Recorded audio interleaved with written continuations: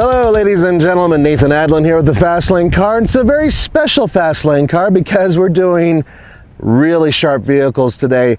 More specifically, vehicles that are around $90,000 to $100,000, and I have what I consider the champion of those vehicles. That's right, it is a Lexus LS. This is the pinnacle of comfort, one of the best. Roman brought a truck. Nice pick-em-up truck. Hey Nathan, guess how much this cost? 120 grand. Nope, $90,000. Yeah, that's about the same price as mine. Yeah, this is new school luxury and that is old man luxury, and that is coming up next on a true TFL car mashup.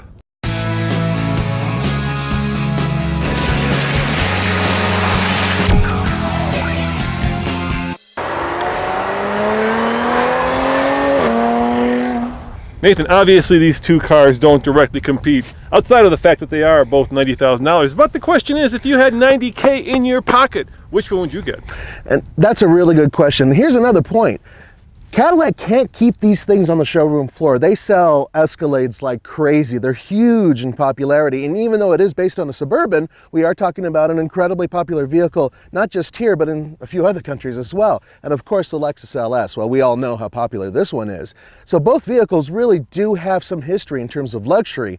But the real question is, yeah, which one would you buy for that type of money?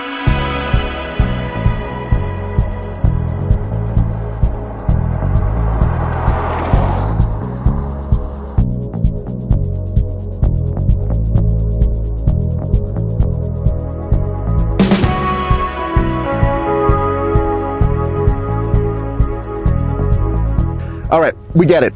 These are two very different vehicles. I'm not going to compare how they look, but I will say this. This car is bespoke. This is just an LS. When it was built, it was just an LS. When this baby was built, before it had the spinners with the big 20 whatevers and everything else and that ridiculously large emblem, this is a Suburban. I know this is a Suburban. So the question is, do you get luxury where you're wafting into something that was built specifically for your $90,000, or are you paying for an upgrade? Nathan, I completely agree. That is elegant and stylish, but man, this is gangsta. And the question is, which would you rather be?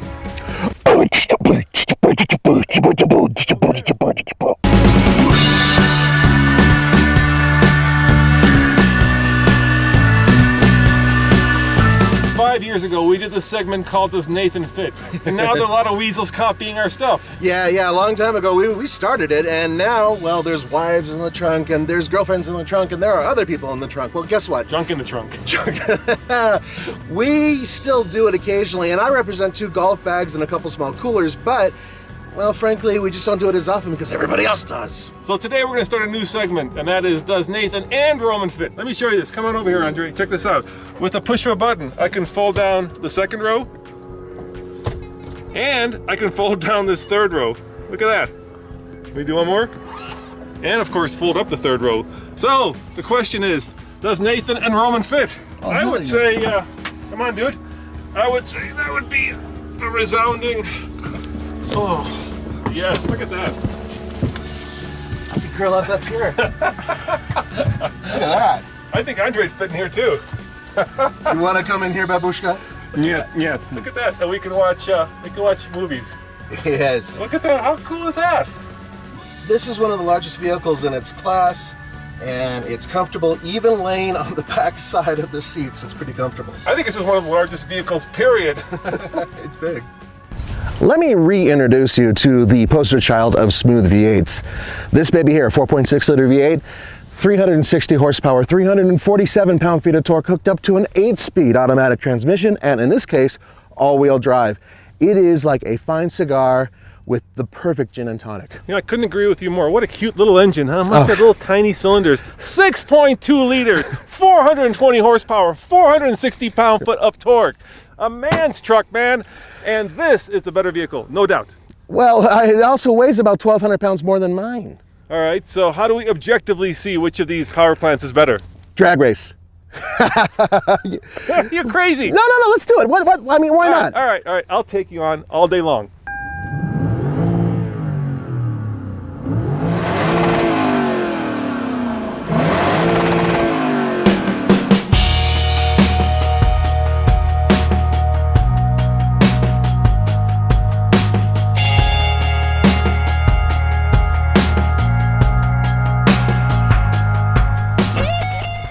be a good race. That Lexus does 0 to 60 in about 8 seconds. I've also got the Solo DL set up, so I will see how fast this does 0 to 60.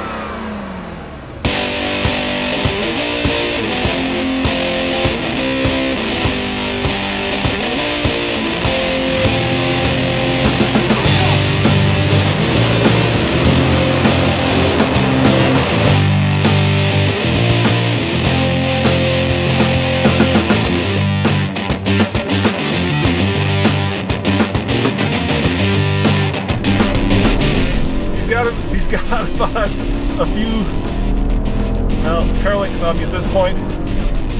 There we go. Nathan won, and I went 0 to 60 in 9.15. So it's a little slower than the Lexus, but then again, it's a hell of a lot bigger, isn't it? Oh my.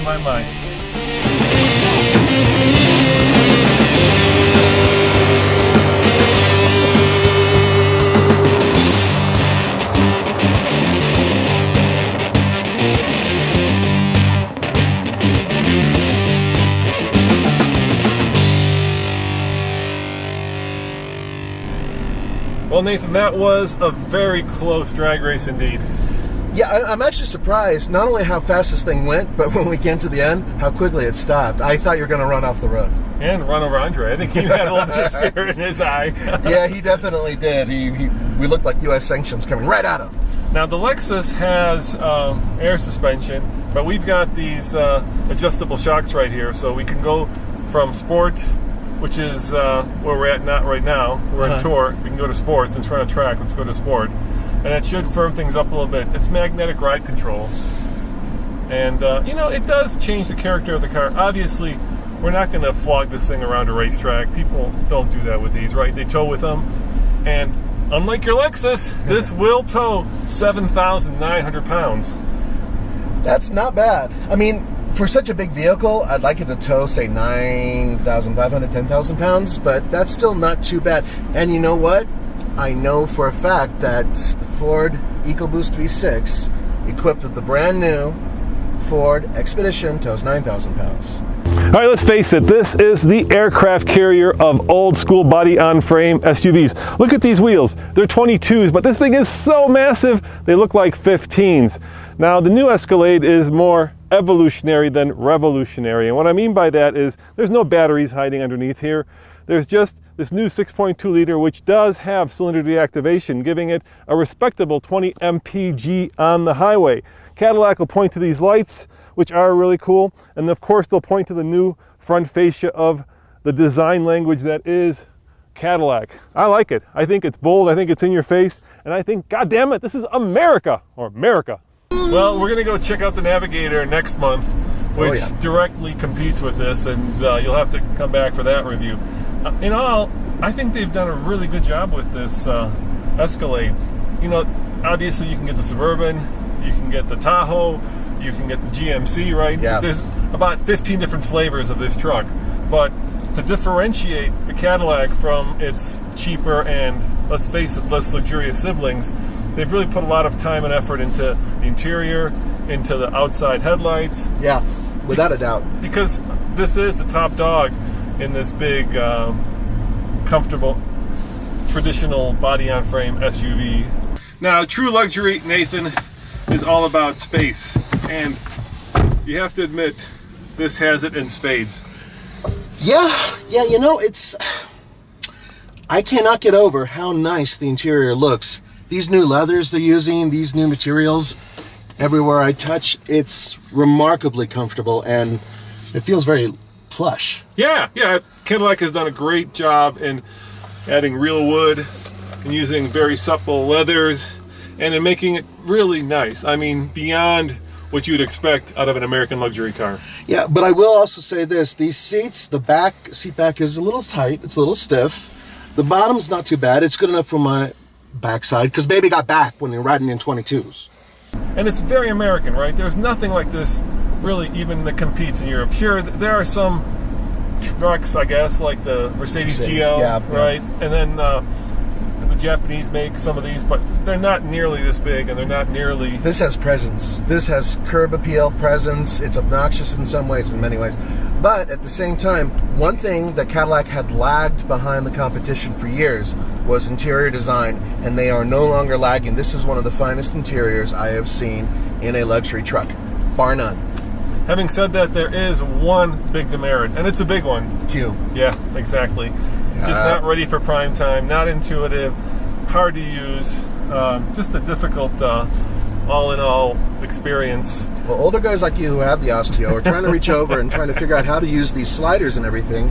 And what people really do want in a big luxury vehicle are knobs to turn. And Lexus still has knobs and still has the ability for someone who, let's say, isn't savvy to all this haptic control to use a very simple system, right? Yeah, I agree. Yeah, and you know, the Lexus does have a lot of knobs in it. All right, Beeb. Look, hey, I'm agreeing with you though on the Q system though, okay? But as for the rest of the vehicle, and once you just, you know, you turn on your golden oldies or whatever and start cruising, the interior, fantastic sound isolation is so much better than it used to be. You can still hear the rumble of the engine. GM knows how to make a V8 that sounds wonderful, and they did a great job on this truck. And 20 in the highway, and I think it's 14 in the city, is really good thanks to cylinder deactivation. Yeah, that's impressive.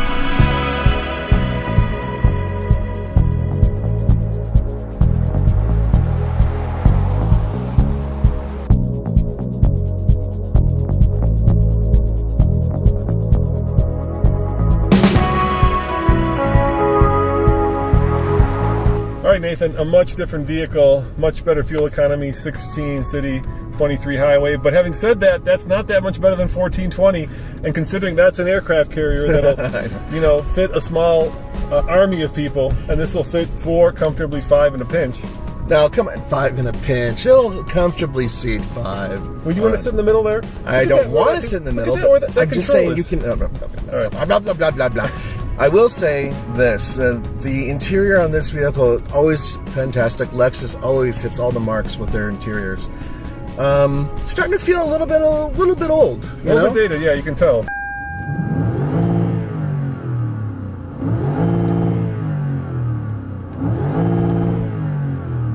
It's not the question of the design itself. It's fine. Especially, I love this bamboo-style wood thing. This is just fantastic. And yes, real wood, handmade, all that other stuff. But with the Cadillac, it feels a little bit more contemporary, perhaps because it's a fresh design. This is conservative. This is very conservative.